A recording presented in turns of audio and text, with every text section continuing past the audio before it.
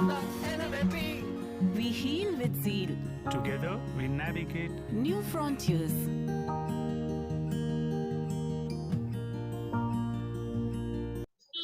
नमस्ते, हम दोनों पीडियाट्रिशियन कामोटे नवी मुंबई से आज ब्रेस्ट फीडिंग वीक के अवसर पे हम breast feeding support breast feeding session हमने आज रखा है आईआईपी नवी मुंबई के सहयोग से।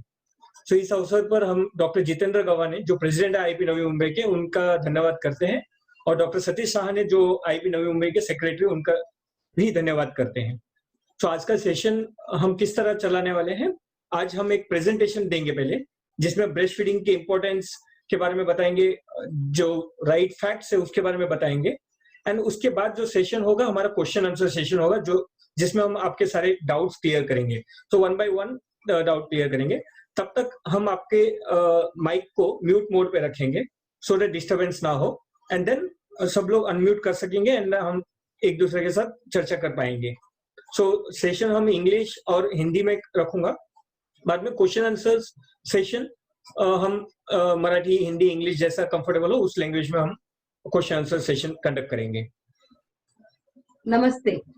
आजकल के व्यस्त जीवन में कामकाजी माताएं, बदलता पारिवारिक समीकरण और ब्रेस्ट फीडिंग के बारे में कम जानकारी, इन सब वजहों से आज भी कई सारी माताएं अपने शिशुओं को सफलतापूर्वक ब्रेस्ट फीडिंग नहीं कर पाती।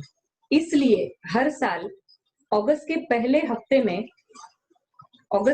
हफ्ते में दुनिया भर में जागतिक स्तनपान हफ्ता मनाया जाता है। इसका उद्देश्य स्तनपान को बढ़ावा देना है। इस साल का थीम है support breast feeding for healthier planet. प्रकृति में नवजात शिशु को दिया हुआ वरदान है माँ का दूध, जो उसके लिए जीवन की सबसे सही शुरुआत देता है। सो हम इस ब्रेस्ट फीडिंग के बारे में, स्तनपान के बारे में इतना चर्चा क्यों करते हैं और हमेशा महत्व क्यों देते हैं? Because today science is rediscovering what our grandparents knew. Breastfeeding is nature's perfect room service to newborns.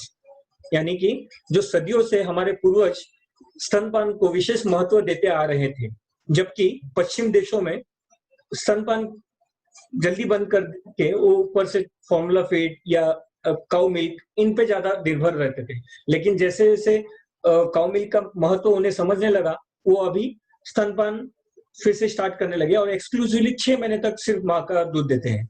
जबकि हमारे देश में वेस्टर्न कल्चर, जो पश्चिम देशों से हम इंस्पिरेशन लेके, हम यहाँ पे इंडिया में फिगर्स ऐसा है, स्टैटिस्टिक ऐसा है कि हर 3 में से 1 बच्चे को ऊपर का दूध देना पड़ता है, यानी फॉर्मूला फीड या गाय का दूध। और जबकि आप जानते ही होंगे पूरे दुनिया में हम इंसान ही ऐसे एक प्राणी है जिनके बच्चों को ऊपर के दूध की जरूरत पड़ती है। क्या कभी हमने देखा है किसी गाय के बच्चे को भैंस का दूध पीते हुए या बिल्ली के बच्चे को कुत्ते का दूध पीते हुए? सो इंसान को ही क्यों ऊपर के दूध की जरूरत पड़ती है? और ये सब जानते हुए कि माँ के दूध में क्या ताकत है, आइए हम आपको दिखाते हैं कुछ महान हस्तियां हमारे देश के, जो आपको महत्व बताएंगे कि ब्रेस्ट मिल्क का पावर क्या है। अगर माँ का दूध पिया तो मेरे सामने आ। माँ के दूध में तो दम होता ही है, चाहे वो हिंदुस्तान की हो या पाकिस्तान की। माँ का दूध पिया है तो एक एक करके मत आना, सब साथ में आना। देख क्या रहा है? आजा आजा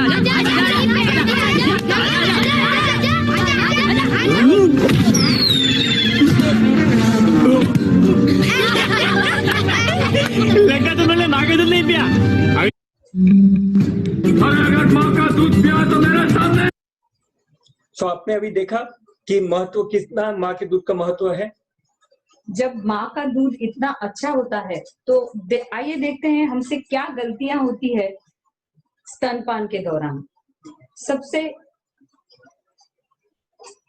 महत्वपूर्ण गलती है, हमें हमेशा ये बात बताई जाती है कि स्तनपान नैसर्गिक है। बच्चे को अपने आप पता होता है कि दूध कैसे पीना है, और इस वजह से जब भी स्तनपान करते समय किसी माँ को प्रॉब्लम्स आती है तो वो मदद मांगने के लिए बहुत बार हिचकिचाती है। बहुत बार हमारे सराउंडिंग में जो भी हमें एडवाइस मिलता है हमारे बड़ों से या और किसी से स्तनपान के बारे में, हम बहुत बार उसे ब्लाइंडली फॉलो करते हैं। बहुत सारी माताओं का जो दूध पिलाने के टाइम पे पोजीशन है वो रॉन्ग होता है। बेबी का जो पोजीशन होता है फीडिंग के टाइम पे, उसमें भी बहुत बार गलतियां होती है। हमारी बहुत सारे कस्टम्स की वजह से माँ को ब्रेस्ट फीडिंग के टाइम पे अनहेल्दी डाइट रिस्ट्रिक्शन बहुत बार कराए जाते हैं, जिससे स्तनपान पर असर होता है। और बहुत माएं अपने आत्मविश्वास की कमी की वजह से अपने बच्चे को अच्छे से स्तनपान नहीं कर पाती।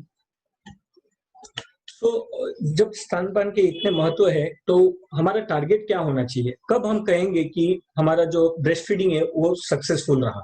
2 पॉइंट्स है। एक कि exclusively breast feeding till 6 months completion, यानी बच्चे को जब तक 6 महीना पूरा नहीं हो जाता है तब तक सिर्फ और सिर्फ माँ का दूध देना है, पानी का एक बूंद भी नहीं देना चाहिए। और माँ का दूध कब तक कंटिन्यू करना चाहिए, ये एक बड़ा प्रश्न है। ये कहा जाता है ब्रेस्ट फीडिंग एटलीस्ट यानी कम से कम 2 साल की उम्र तक पिलाना चाहिए। पहले हम कहा करते थे कि 2 साल तक दीजिए, लेकिन अभी नए रिसर्च में देखा गया है कि कम से कम 2 साल, यानी 2 साल के बियॉन्ड भी आप देंगे तो माँ और बच्चे दोनों के लिए बेनिफिशियल है। माँ के दूध के सबके लिए ही फायदे हैं, बेबी के लिए, माँ के लिए और फैमिली के लिए भी। आइए देखते हैं बेबी के लिए माँ का दूध कैसे फायदेमंद है। माँ का दूध एक संपूर्ण अन्न होता है जिसका आसानी से पचन होता है और बेबी को वो सही पोषण देता है, जिससे बच्चे का शारीरिक विकास सही तरीके से होता है। मस्तिष्क विकास के लिए यह फायदेमंद होता है। इससे इमोशनल बॉन्डिंग बढ़ती है। आयरन और कैल्शियम की बायो अवेलेबिलिटी भी ब्रेस्ट मिल्क की ज्यादा है। ब्रेस्ट मिल्क का नमक का जो कंटेंट है वो कम होता है, उस वजह से ब्रेस्ट मिल्क जो बेबी के लिए डाइजेस्ट करने के लिए इजी होता है। अगर हम काउ मिल्क के साथ कंपेयर करें जिसका नमक का कंटेंट ज्यादा होने की वजह से बेबी के किडनीज पे लोड आ सकता है। ब्रेस्ट फीडिंग किए हुए बच्चे इजीली कॉम्प्लीमेंट्री फीडिंग को अडेप्ट करते हैं, मतलब जब ऊपर का खाना हम शुरू करते हैं तो वो इजीली उस चीज को अडेप्ट करते हैं। ब्रेस्ट फीड बच्चों में एलर्जीज, आगे जाके एलर्जीज के चांसेस बहुत कम होते हैं। इसी तरह से ओबेसिटी यानी कि मोटापा, हार्ट डिसीज, डायबिटीज जैसी बीमारियां भी फ्यूचर में उनके लिए कम होती हैं। और सबसे जरूरी बात जो आज हम बोल रहे हैं, इम्यूनिटी, तो ब्रेस्ट फीडिंग का सबसे महत्वपूर्ण फायदा है बच्चे की इम्यूनिटी बढ़ती है। और पहले 6 मंथ में बच्चे को जो इन्फेक्शंस का रिस्क रहता है उसके अगेंस्ट ब्रेस्ट मिल्क प्रोटेक्शन देता है। तो देखते हैं ब्रेस्ट मिल्क बच्चे को किस तरह से प्रोटेक्ट करता है। ब्रेस्ट मिल्क कोई भी बीमारी से जब लड़ने के लिए हम बात करते हैं इम्यूनिटी की, इम्यूनिटी कौन प्रदान करता है? हमारे बॉडी में जैसे रेड ब्लड सेल्स होते हैं वैसे व्हाइट ब्लड सेल्स होते हैं। उसी तरह व्हाइट ब्लड सेल्स का काम होता है एंटीबॉडीज बनाना। एंटीबॉडीज जो होते हैं वो वायरस हो या बैक्टीरिया हो, इनसे लड़ते हैं और हमें इम्यूनिटी दिलाते हैं। तो बच्चों में, न्यूबॉर्न बच्चों में और इवन यंग बच्चों में इम्यूनिटी डेवलप हुआ नहीं रहता है। तो वो किस पे डिपेंड रहते हैं? माँ पे डिपेंड रहते हैं। माँ में कहां से आती है? क्योंकि माँ और एडल्ट जो है ऑलरेडी इन्फेक्टेड रहते हैं, उनके व्हाइट सेल्स ने एंटीबॉडी बनाया हुआ रहता है और ब्रेस्ट मिल्क के जरिए वो व्हाइट सेल जो बने हुए व्हाइट सेल्स हैं वो ट्रांसमिट होते हैं और साथ में माँ में जो ऑलरेडी एंटीबॉडीज बने हुए, यानी कोई वायरस के अगेंस्ट अगर एंटीबॉडी बने वो बेबी में पहुंच जाते हैं। यानी आगे जाके अगर बच्चा वो वायरस या बैक्टीरिया के कांटेक्ट में आता है तो वो एंटीबॉडी उन्हें बचाता है।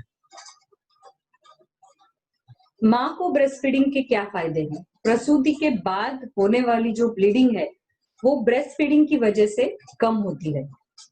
गर्भ निरोधन यानी कि कॉन्ट्रासेप्शन होता है, यानी कि आपका प्रेगनेंसी डिले करने में ब्रेस्ट फीडिंग से मदद होती है। मदर के लिए ब्रेस्ट कैंसर और ओवेरियन कैंसर का फ्यूचर में होने वाला रिस्क ब्रेस्ट फीडिंग से कम होता है। मदर का काम का लोड कम रहता है, टाइम बचता है, एनर्जी सेव होता है। और इसी तरह से जो प्रेगनेंसी के दरमियान गेन किया हुआ वेट है उसे रिड्यूस करने में या लूज करने में भी ब्रेस्ट फीडिंग से मदद होती है। और एक इमोशनल बॉन्डिंग बेबी के साथ अच्छी तरह से एस्टैब्लिश हो जाती है। तो फैमिली को कैसे ब्रेस्ट फीडिंग यूजफुल है? ब्रेस्ट फीड बच्चा होता है तो वो माँ के साथ रहता है और उसका जो मील है वो कंप्लीटली ब्रेस्ट फीड है, तो उस वजह से आपका टाइम, आपका पैसा और उसके साथ एनर्जी भी कंजर्व होती है। और जैसे मैंने पहले बताया कि इस वजह से कॉन्ट्रासेप्शन होने की वजह से फैमिली प्लानिंग प्रमोट होता है। एज ब्रेस्ट फीडिंग हमें बेबी को बहुत सारी इम्यूनिटी देने की वजह से बच्चा हार्डली पहले 6 महीने में बीमार पड़ता है। उस वजह से नीड फॉर हॉस्पिटलाइजेशन यानी कि बच्चे को बीमारियों की वजह से एडमिट होने की जरूरत नहीं पड़ती। और इस तरह से चाइल्ड सर्वाइवल में ब्रेस्ट फीडिंग का बहुत बड़ा हाथ है। आइए अभी ब्रेस्ट मिल्क को समझने से पहले हम समझे कुछ बहुत सारे मिथ्स होती है। तो कोई भी बीमारी में, जैसे हम हमेशा कहते हैं, कोई भी बीमारी को अगर पेरेंट्स समझ जाए तो आधा इलाज वहीं हो जाता है। तो बच्चों को फिर कम दवाइयों की जरूरत पड़ती है, कम इन्वेस्टिगेशंस की जरूरत पड़ती है, कम हॉस्पिटलाइजेशन की जरूरत पड़ती है। तो similarly successful breast feeding maintain करने के लिए हमें ब्रेस्ट मिल्क क्या होता है, किस तरह बनता है, उसके पीछे के फैक्टर्स क्या है, ये समझना जरूरी है। सो थोड़ा सा टेक्निकल चीजों में जाएंगे जो कि जरूरी है। सो ब्रेस्ट जो कहते हैं, ब्रेस्ट में यानी स्तन में 2 तरह के टिश्यूज होते हैं। एक होता है ग्लैंडुलर टिश्यू और दूसरा होता है सपोर्टिंग टिश्यू। सपोर्टिंग टिश्यू में कौन से होते हैं? फैट होता है, जो चर्बी कहते हैं बॉडी में, वो फैट होता है।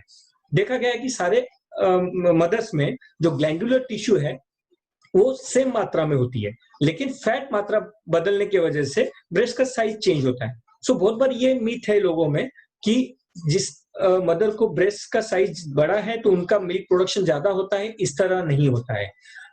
हर माँ को ब्रेस्ट मिल्क प्रोडक्शन इक्वल होता है, एक जैसा होता है, क्योंकि ये बनाने वाले जो मिल्क प्रोड्यूस करने वाले चीज है वो ये ग्लैंड्स होते हैं। सो हम देखते हैं ग्लैंड्स कैसे, यानी ये जो ग्लैंड्स होते हैं यहाँ पे मिल्क प्रोडक्शन होता है, यहाँ पे तैयार होता है और यहाँ से मिल्क निकल के ये डक्ट्स के थ्रू यहाँ पे लेक्टिफेरस साइनस कहते हैं, यहाँ पे जमा होता है। और ये साइनस आप देखेंगे निप्पल से थोड़ा ऊपर, ये जो ब्लैक एरियोलर पोर्शन है वो एरियोलर पोर्शन के जंक्शन में होता है और फिर वहां से डक्ट के थ्रू निप्पल में जाता है। सो बहुत बार माओ को लगता है कि दूध कम है, तो हम प्रश्न पूछते हैं कि किस तरह आपको समझा कि दूध कम है? तो माँ ये कहती है कि हम प्रेस करके देखने पर दूध कम निकलता है। तो जनरली प्रेस इस पॉइंट पे किया जाता है। आइडियली इस पॉइंट पे जब प्रेस करते हैं तब मिल्क निकलता है। और सबसे बड़ी बात, हमारे प्रेस करने में और बेबी को भगवान ने, ऊपर वाले ने सिखा के भेजा है किस तरह और कौन से पॉइंट पे प्रेशर देना है, तो बराबर मिल्क ज्यादा क्वांटिटी में आता है। सो ये रही एनाटॉमी, ब्रेस्ट के यानी स्तन के रूपरेखा किस तरह है, लेकिन मिल्क बनता कैसा है वो उसे जानना जरूरी है। सो मिल्क बनने के पीछे एक माँ में कुछ फैक्टर्स होते हैं, जैसे कि हार्मोन्स, कुछ हार्मोन्स होते हैं जो प्रोड्यूस कराते हैं मिल्क। उसमें 2 प्रमुखता हार्मोन्स है, वो है प्रोलेक्टिन और एक है ऑक्सीटोसिन। आपने नाम सुना होगा prolactin. Pro stands for production, यानी प्रोडक्शन, मिल्क प्रोडक्शन में प्रोलेक्टिन का रोल है। और एक बार मिल्क तैयार हो गया, लेक्टिफेरस में जमा हो गया, उस मिल्क को इजेक्ट करने का काम ऑक्सीटोसिन करता है। और ऑक्सीटोसिन और कहाँ यूज होता है? यूटेरस होता है, गर्भ जो थैली होती है उसमें भी ऑक्सीटोसिन का काम होता है ड्यूरिंग डिलीवरी। तो इसीलिए जब माँ इमीडिएटली दूध पिलाती है तो ब्लीडिंग रुकने का रीजन यही होता है, ऑक्सीटोसिन। सेकेंडली बेबी में कुछ रिफ्लेक्सेस होते हैं, जब वो रिफ्लेक्सेस अगर ना हो तो माँ को दूध ना होगा। तो हम जानते हैं एक एक करके कि ये क्या है। पहले प्रोलेक्टिन रिफ्लेक्स के बारे में जानते हैं। प्रोलेक्टिन प्रोडक्शन ये कहाँ से होता है, ये हार्मोन्स रिलीज कहाँ से होते हैं? ये ब्रेन है, जैसे हम कहते हैं कि पूरे बॉडी को ब्रेन कंट्रोल करता है। सो प्रोलेक्टिन एंड ऑक्सीटोसिन दोनों हार्मोन्स ब्रेन से आते हैं। और कौन से फैक्टर्स है जो प्रोलेक्टिन का लेवल बढ़ाते हैं?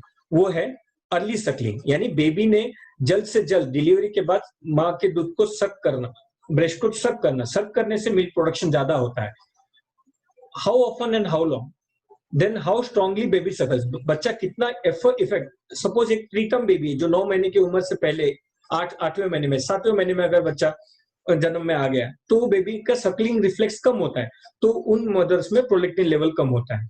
एंड किस तरह हमने ब्रेस्ट से बेबी को अटैच किया है, ये आगे हम देखेंगे स्लाइड्स में, हम पिक्चर दिखाएंगे कि आइडियल पोजीशन क्या होता है मदर ने पकड़ने का। एंड सेकेंडली, रात के समय प्रोलैक्टिन का लेवल मदर के ब्लड में सबसे ज्यादा होता है, इसलिए रात में दूध पिलाना माँ ने बहुत जरूरी होता है। लेकिन कुछ चीजें होती है जो प्रोलैक्टिन के लेवल को कम करता है मदर्स में, जो जिसकी वजह से ब्रेस्ट मिल्क कम होता है। सो डिलेड ब्रेस्ट फीडिंग, यानी डिलीवरी के बाद जो तुरंत हम कहते हैं कि 1 घंटे के अंदर ब्रेस्ट फीडिंग स्टार्ट करना चाहिए, तो वो है कि प्रीलैक्टिल, यानी अपना दूध पिलाने से पहले ऊपर का दूध पिला दिया गया या शहद वगैरह चटा दिया गया।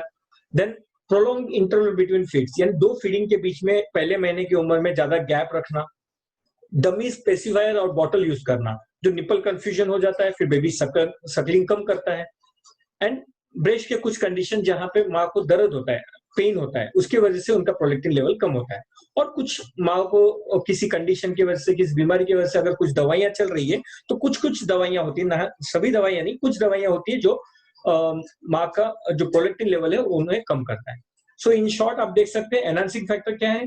ब्रेस्ट को बार बार एम्प्टी होने से प्रोलैक्टिन बनेगा, बेबी ने सक करने से बनेगा, दूध निकलने से मिल्क प्रोलैक्टिन लेवल बढ़ेगा, नाइट फीड्स जो मैंने कहा, prolactin blood and sensory impulse from the nipple, और बाकी हिंडरिंग फैक्टर्स हमने बात किया, डिस्कस किया।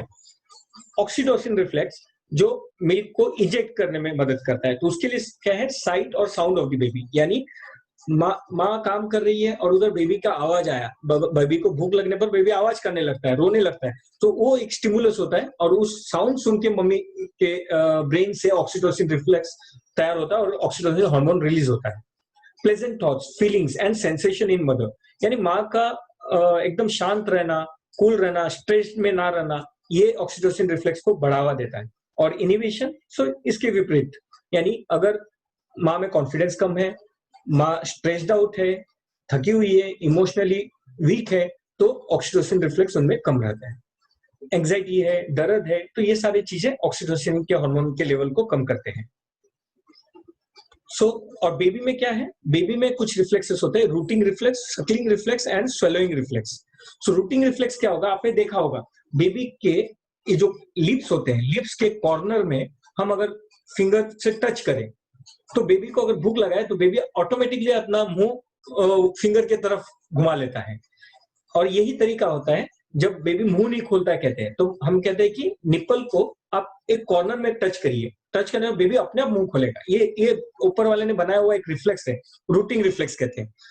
दूसरा है सकिंग रिफ्लेक्स। सकिंग रिफ्लेक्स यानी बेबी के मुंह में जब दूध जाता है, वो सब निपल रहता है, उसे वो सब करने लगता है।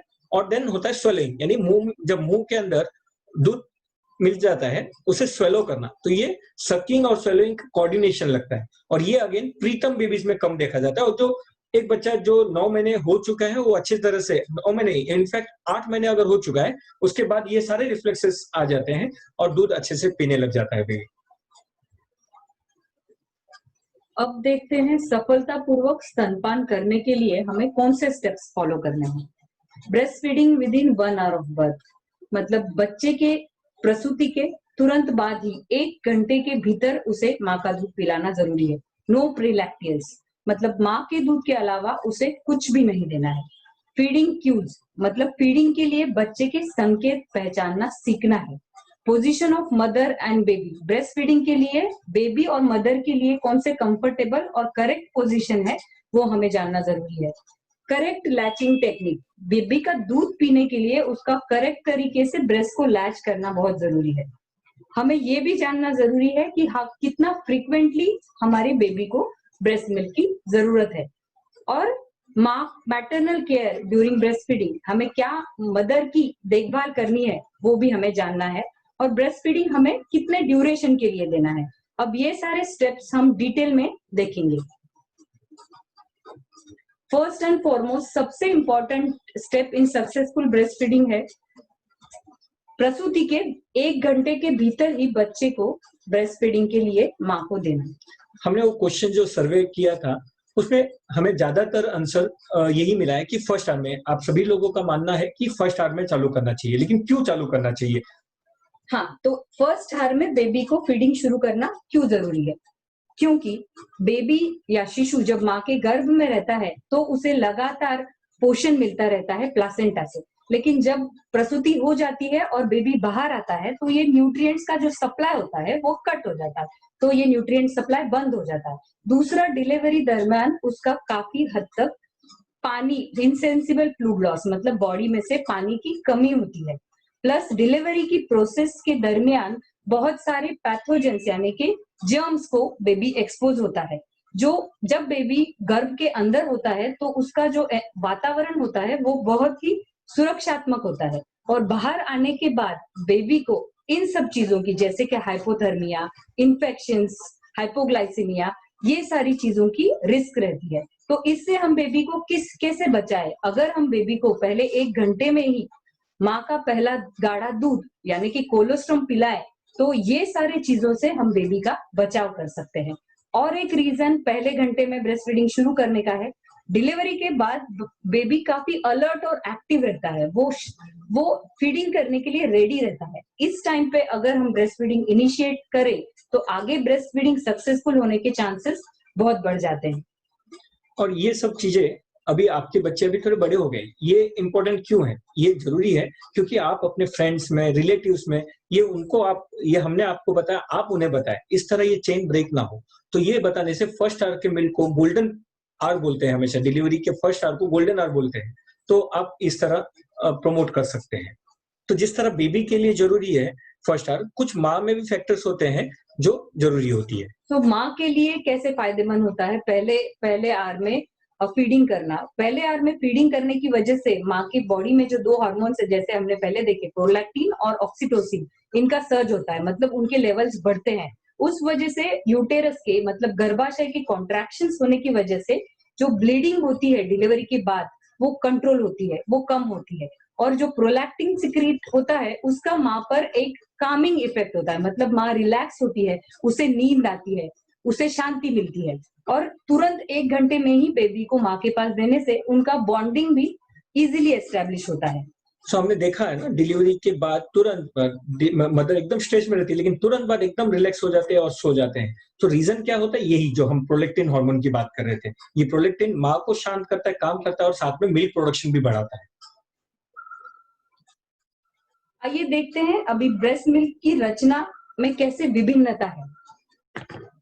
ब्रेस्ट मिल्क 3 तरह के होते हैं। पहला मिल्क होता है कोलोस्ट्रम, जो प्रसूति के तुरंत बाद पहले 3 से 5 दिनों के लिए सिक्रीट होता है।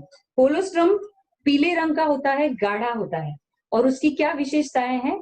तो उसमें प्रोटीन्स यानी कि इम्यूनिटी देने वाले सेल्स और एंटीबॉडीज ज्यादा होते हैं, और ग्रोथ फैक्टर्स और हीलिंग फैक्टर्स भी ज्यादा होते हैं, जो जैसे मैंने आपको बताया डिलीवरी के तुरंत बाद बच्चे के प्रोटेक्शन के लिए बहुत जरूरी होते हैं। लेकिन कोलोस्ट्रम बहुत कम मात्रा में सिक्रीट होता है, तो बहुत मदर्स को ऐसा लगता है कि अरे ये इतना कम दूध आ रहा है, मेरे बेबी का इससे पेट कैसे भर रहा होगा। लेकिन कोलोस्ट्रम अगर कम मात्रा में सिक्रीट हो भी रहा है तो भी वो एनर्जी डेंस होता है, और बच्चे के शुरुआती दिनों के लिए कोलोस्ट्रम से मिलने वाला जो पोषण है वो पर्याप्त होता है। तो आपको इस रीजन की वजह से कि कोलोस्ट्रम कम होने की वजह से बच्चे को प्री लैक्टियल फीड देने की कोई जरूरत नहीं है। Colostrum is sufficient to take care of the baby's feed for first 3 to 5 days।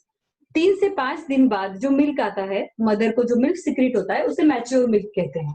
Mature milk के 2 टाइप होते हैं, एक होता है फोर मिल्क और हाइंड मिल्क। फोर मिल्क तब सिक्रीट होता है जब बेबी लैच करता है और फीडिंग शुरू करता है। तो सबसे पहले आने वाला जो दूध होता है वो फोर मिल्क होता है, वो पतला होता है, उसमें पानी ज्यादा होता है, उसमें लैक्टोज ज्यादा होता है। तो जो बेबी की हंगर और थर्स्ट है उसको पूरा करने के लिए फोर मिल्क आता है। जैसे जैसे फीडिंग प्रोग्रेस होता है और एंड में जो मिल्क आता है, लास्ट में जो मिल्क आता है वो हाइंड मिल्क होता है। तो हाइंड मिल्क की विशेषता ये है कि यह दूध गाढ़ा होता है, कैलोरीज और फैट डेंस होता है। तो बच्चे की ग्रोथ के लिए, बच्चे की वजन बढ़ने के लिए हाइंड मिल्क इंपॉर्टेंट है। तो इस स्लाइड से हमें ये पता चलता है ये तीनों ही तरह के दूध बच्चे की विकास के लिए उतने ही जरूरी है। तो हम जब माओं को बताते हैं कि जब आप बेबी दूध पी रहा है तो जो फर्स्ट पार्ट बेबी ने पी लिया, बहुत बार माँ को ये समझ में नहीं आता कि मुझे बेबी को शिफ्ट ओवर दूसरे ब्रेस्ट को कब करना है। एंड उस कंफ्यूजन में कभी कभी फोर मिल्क ही है जो दोनों ही साइड से बेबी पीता है, तो उसका डिसएडवांटेज हो सकता है कि बेबी फ्रॉदी स्टूल करे, बेबी को कोलिक हो। तो ये सब अवॉइड करने के लिए हमें ये जानना जरूरी है कि जब बेबी वन साइड में फीड कर रहा है तो बेबी ने कंप्लीटली फीड करना, वो ब्रेस्ट एम्प्टी करना, ताकि उसने हाइंड मिल्क भी पिया है। उसके बाद अगर बेबी हंग्री है then you can shift over to दूसरे ब्रेस्ट को आप उसको लगा सकते हैं। फ्रेंड्स, ये बहुत ही इंपॉर्टेंट चीज है, इसमें हम ज्यादा समय देना चाहेंगे। ये एक रीजन होता है कि माँ को दूध कम होता है, इसका एहसास होना। यानी पुराने लोगों में कुछ कंसेप्ट है कि दोनों तरफ से दूध पिलाना, तो दोनों तरफ से दूध पिलाना चाहिए, ये बराबर है, लेकिन दोनों तरफ से दूध एक ही बार में पिलाना चाहिए, ये जरूरी नहीं है। जरूरी क्यों नहीं है? कंसेप्ट ये था कि आपने दोनों तरफ से पिलाएंगे, एक बार आपने राइट से पिलाया, लेफ्ट पिलाया, लेकिन हम जब माँ को पूछते हैं कि आप कितना देर पिलाते, कब शिफ्ट करते, नहीं हम 5 मिनट इधर से पिलाते, 5 मिनट उधर से पिलाते, या 10 मिनट पिलाते, 10 मिनट पिलाते। तो इससे क्या होता है कि हमें फिक्स नहीं करना है, हमें ये फिक्स नहीं करना कि मैं इतने देर बाद शिफ्ट करूंगी। कैसे समझेगा? बेबी खुद से छोड़ देगा। अगर बेबी को भूख है और दूध आना बंद हो गया है तो खुद से छोड़ के दूसरे रोने लगेगा या मूवमेंट करेगा, तभी आपने दूसरे तरफ से भी पिलाना है उसे। लेकिन बहुत बार क्या होता है कि एक ही तरफ से जब वो फोर मिल्क और हाइंड मिल्क जाता है, पेट भर जाता है।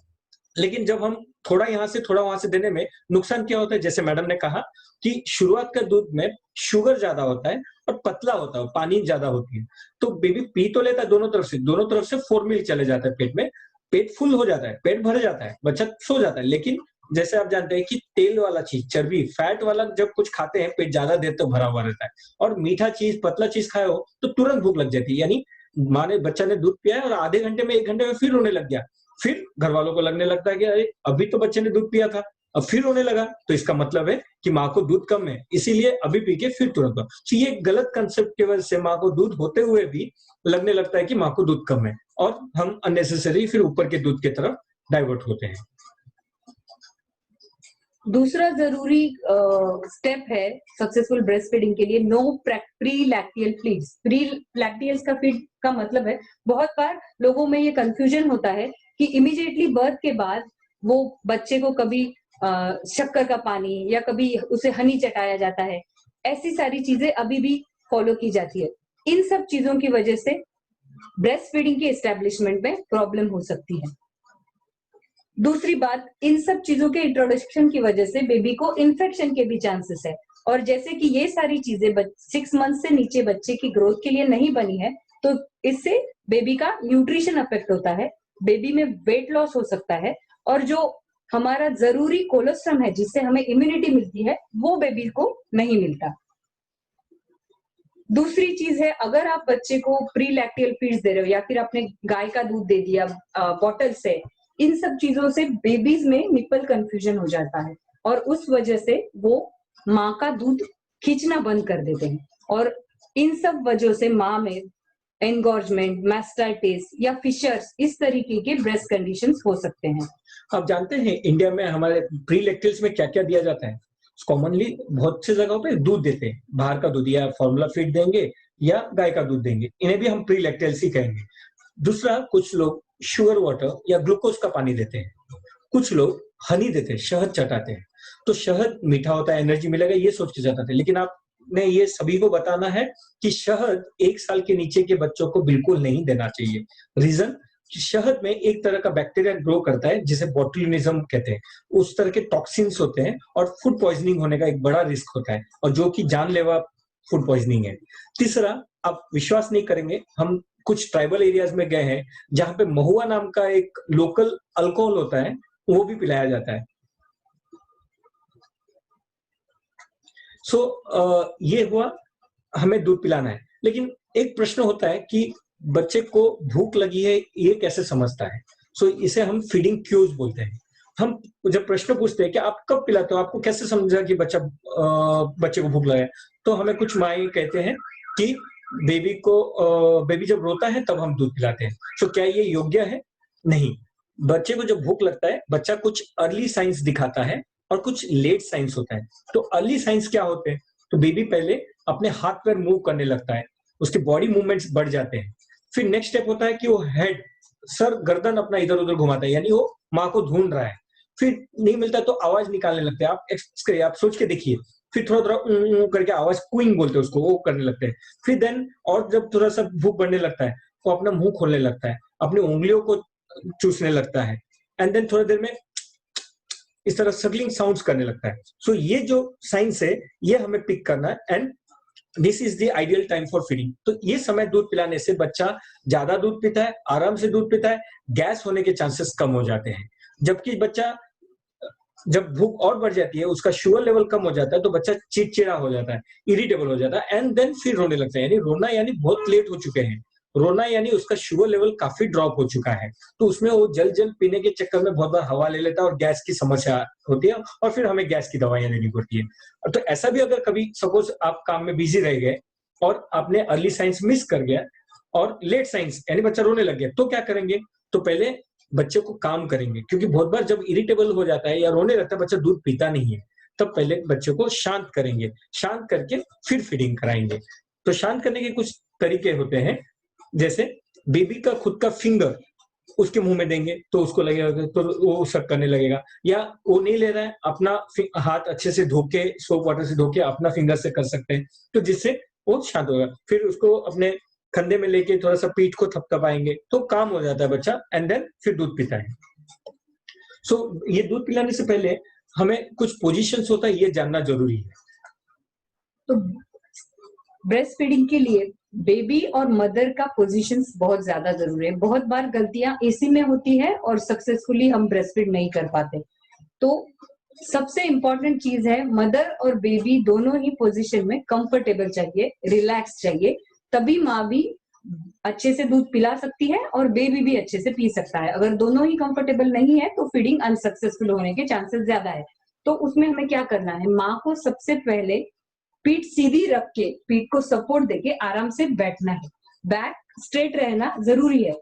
बेबी के ऊपर आपको कभी भी झुकना नहीं है फीडिंग करते वक्त, और बेबी को तकिया या किसी और चीज का सपोर्ट लेके आपको ब्रेस्ट के लेवल तक उसको ऊपर लेके आना है, उसको कंफर्टेबली उस पर रेस्ट करना है। बेबी की पोजीशन इस तरह से होनी चाहिए कि जो बेबी का सर है, उसके शोल्डर्स है और हिप है, वो सब एक लाइन में होना चाहिए। मतलब बेबी कंप्लीटली आपकी तरफ फेसिंग होना चाहिए, उसका पूरा बॉडी और मुंह सब आपकी तरफ मुड़ा हुआ होना चाहिए। बेबी का जो टमी है वो माँ के टमी को टच होना चाहिए, इसे हम टमी टू टमी कहते हैं। तो इस वजह से क्या होता है, बेबी कंफर्टेबल रहेगा इस पोजीशन में, उसे स्ट्रेस नहीं रहेगा और वो अच्छे से फीडिंग अटेम्प्ट कर पाएगा। पोजीशंस में मदर की अलग अलग तरह की पोजीशंस होती है। कॉमनली सबसे ज्यादा मदर्स जो पोजीशन फॉलो करती है वो है क्रेडल पोजीशन। क्रेडल पोजीशन में मदर जो साइड के ब्रेस्ट से फीडिंग कर रही है उसी हाथ के ऊपर बेबी के सर को रेस्ट करती है, बेबी को उसी हाथ से सपोर्ट देती है और ब्रेस्ट को दूसरे हाथ से बेबी के मुंह में देती है। इसे क्रेडल पोजीशन कहते हैं। इसी तरह से क्रॉस क्रेडल एक पोजीशन होता है जिसमें बस सेम चीज होती है बट अपोजिट हैंड से करना होता है। जब बेबीज ट्विंस होते हैं या लैचिंग में कुछ प्रॉब्लम्स होती है तो बहुत बार फुटबॉल होल्ड यानी फुटबॉल पोजीशन का यूज किया जाता है, जिसमें बेबी पीछे से माँ के हाथ में रहता है एंड फीडिंग करता है। चौथी इंपॉर्टेंट पोजीशन है साइड लाइन। ये पोजीशन के बारे में बहुत लोगों में बहुत मिसकंसेप्शंस है और अभी भी बहुत सारी माताएं समझती हैं कि लाइंग पोजीशन में बेबी को ब्रेस्ट फीडिंग नहीं करना होता है, उसके कान में दूध जाता है, उसके मतलब चोकिंग होता है एंड व्हाटएवर, बहुत सारे मिथ्स है। लेकिन जब मदर सिटिंग पोजीशन में फीडिंग नहीं कर पा रही है या शी इज टायर्ड, और तो उस टाइम पे मदर्स डेफिनेटली इस पोजीशन का यूज कर सकते हैं। इसमें बेबी को आपको अपने साइड में रखना है। बस एक सावधानी रखनी है, अगर आपको नींद आ रही है, आप स्लीपी हो, तो यू में आप उसको फीड करते करते आप सो सकते हो और इस कंडीशन में बेबी के चोकिंग का रिस्क हो सकता है। इसलिए जब आप स्लीपी हो तो आपको ये पोजीशन में कभी भी उसको फीड नहीं करना। अभी हम देखेंगे कि करेक्ट तरीके से मतलब सही तरीके से लैचिंग टेक्निक क्या है। लैचिंग मतलब बेबी का ब्रेस्ट को पकड़ना। तो उसके लिए कुछ चीजें हैं जो जरूरी है। सबसे पहली चीज की बेबी का जो मुंह है वो पूरी तरह से खुला होना चाहिए, वाइड ओपन चाहिए। उसके जो लिप्स है फ्लेयर्ड आउट मतलब कि बाहर की तरफ खुले हुए होने चाहिए पूरी तरीके से। उसका चिन, सबसे पहले जब लैच के लिए आप बेबी को पास लेते हो तो पहला जो उसके फेस का पार्ट टच होना चाहिए ब्रेस्ट को, वो चिन होता है। अगर उसका फोरहेड या नोज टच हो रहा है तो दैट उसकी वजह से पोजीशन गलत हो जाएगी। Chin should touch first to the baby's breast. और जब बेबी ने लैच किया है तो lower part of the areola, majority of the areola is the areola, मतलब जो ब्लैक पोर्शन है जो हमने पहले देखा, वो जो ब्लैक पोर्शन है मेजॉरिटी ऑफ पोर्शन बेबी के माउथ में होना चाहिए। बेबी का माउथ फुल होना चाहिए। और एक बार जब बेबी सकल शुरू करता है, क्योंकि अब जब एरियोला उसके माउथ में है और वो जब एरियोला पे कॉम्प्रेस करेगा तो उसको दूध मिलेगा, और जब दूध मिलेगा तो आपको उसका स्वेलोइंग मूवमेंट दिखेगा। तो इससे आपको पता चलता है कि हमारा जो लैचिंग पोजीशन है वो करेक्ट है। इस डायग्राम में भी सेम आपको लैचिंग पोजीशन दिखाया गया है कि करेक्ट लैचिंग किस तरह से होता है। अब हम एक छोटा सा If your baby doesn't attach properly, she may not take enough breast into her mouth. Your nipple will rub against the hard part of her mouth at the top. You may get sore, and your baby may not be able to take enough milk from the breast. She may seem hungry all the time or not gain weight. Also, a build-up of milk in your breasts can be a cause of other problems, like mastitis. You can avoid difficulties like these by ensuring that your baby attaches well at the breast. To do this, bring your baby's nose directly opposite the nipple. Then let her head tip back a little so that her top lip can brush against your nipple. This should help her open her mouth. When her mouth is open wide, bring her to the breast with her head tilted back and chin leading. Your baby can then take in a large mouthful of breast, not just the nipple. The breast will be drawn deep into her mouth, so your nipple will go all the way back to the soft part of her mouth. Your baby will be able to take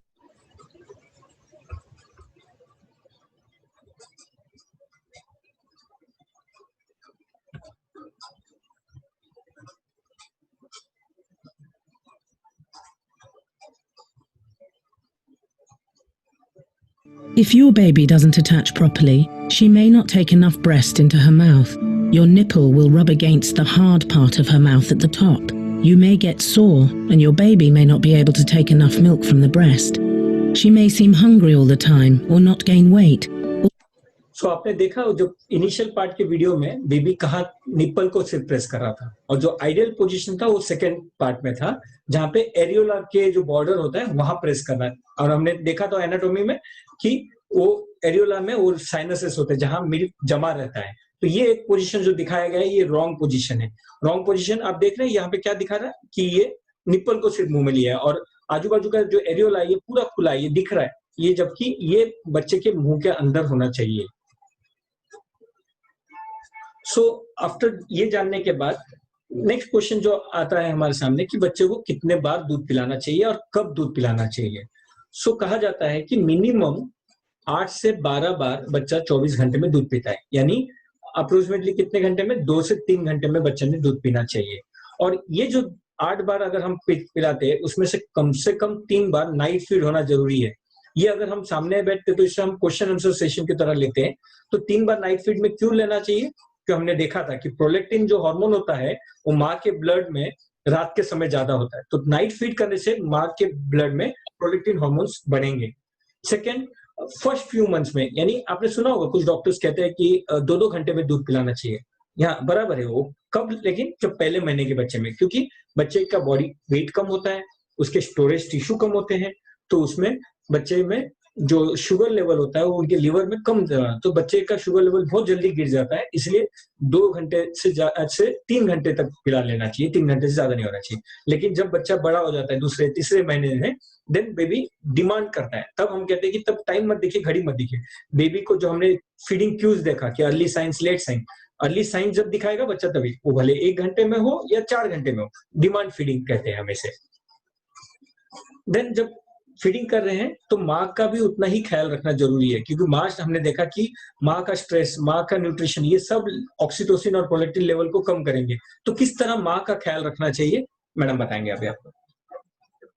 माँ का ख्याल रखना breast feeding के लिए उतना ही जरूरी है, क्योंकि माँ का जो कैलोरी रिक्वायरमेंट होता है ब्रेस्ट फीडिंग में वो इवन प्रेगनेंसी से ज्यादा होता है। 500 to 600 कैलोरीज एक्स्ट्रा माँ को लगते हैं अपने बच्चे को सक्सेसफुली ब्रेस्ट फीडिंग करने में। तो ये अचीव करने के लिए हमें क्या करना है? एक तो जरूरी है गुड हाइड्रेशन। हाइड्रेशन मतलब कंटिन्यूअसली माँ अगर बेबी को दूध पिला रही है, दूध बन रहा है, तो माँ के शरीर में अगर पानी की कमी है तो ये ब्रेस्ट मिल्क आउटपुट को अफेक्ट कर सकता है। तो एडवाइस है कि दिन भर में 24 घंटे में एटलीस्ट 2 से 2.5 लीटर पानी मदर ने पीना है, और प्रेफरेबली अगर मदर ल्यूकवार्म वाटर पीती है तो मिल्क आउटपुट और अच्छा रहता है। दूसरी जरूरी बात है कि सप्लीमेंट्स, जब आप प्रेग्नेंट होते हैं तो आपके गायनेक ने आपको आयरन और कैल्शियम सप्लीमेंट्स प्रिस्क्राइब किए रहते हैं, लेकिन बहुत बार डिलीवरी होने के बाद लेडीज इस तरफ ध्यान नहीं देती और माएँ वो सप्लीमेंट बंद कर देती है, जो कि बिल्कुल ही गलत है। टोटल 6 मंथ्स जब आप बेबी को एक्सक्लूसिव ब्रेस्ट फीड कर रहे हो, ये सप्लीमेंट्स कंटिन्यू रखना बहुत जरूरी है। और सबसे इंपॉर्टेंट चीज है बैलेंस डाइट।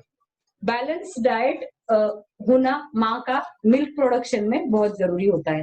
इसमें आपको जो मिथ्स है, जो बहुत सारी गलत धारणाएं हैं कि माँ ने ये नहीं खाना चाहिए, वो नहीं खाना चाहिए, या फिर सूखा नहीं खाना चाहिए, तो ये सारी चीजें हैं, ये आपको फॉलो नहीं करनी है। लेकिन आपको जरूर इतना फॉलो करना है कि आपका डाइट हेल्दी हो, आपका डाइट बैलेंस हो, और आपको ऑयली या आउटसाइड फूड नहीं खाना है। जो भी चीज आपके हेल्थ के लिए अच्छी नहीं है, डेफिनेटली वो आपके बेबी के लिए और आपके ब्रेस्ट फीडिंग के लिए भी अच्छी नहीं है।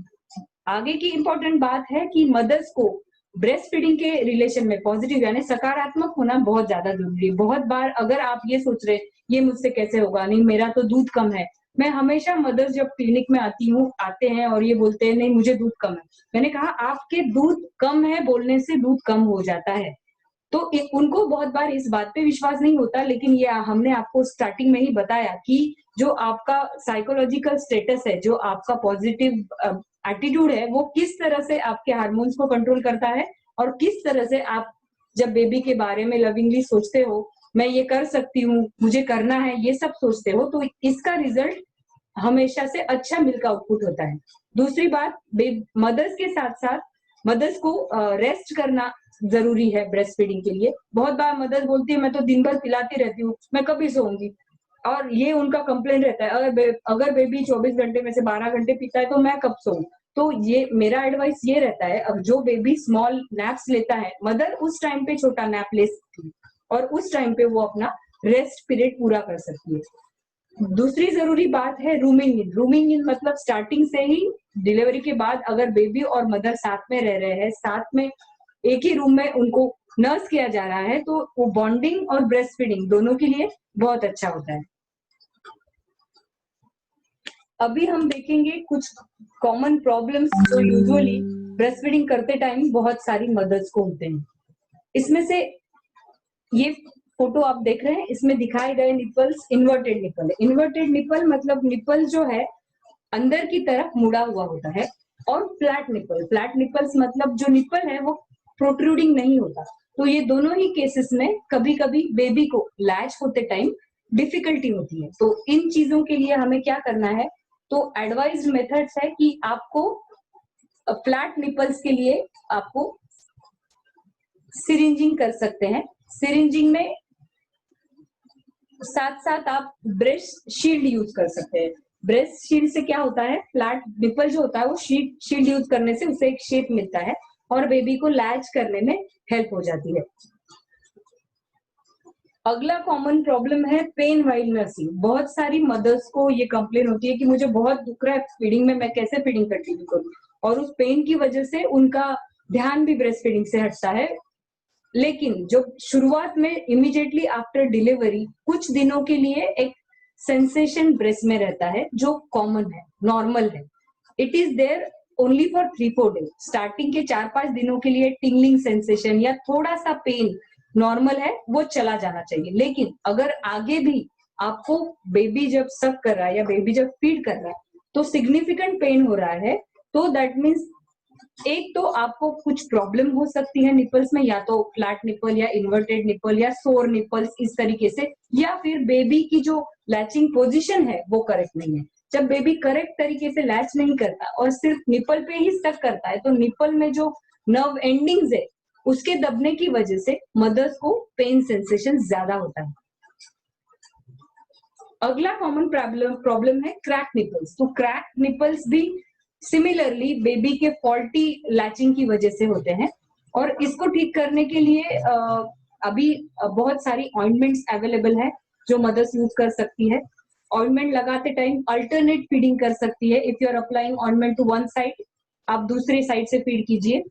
दूसरा है कि जो हैंड मिल्क होता है मदर का, उसमें एंटीबैक्टीरियल प्रॉपर्टीज होते हैं, तो फीडिंग के बाद आपको हैंड मिल्क को निपल्स पे अप्लाई करना है।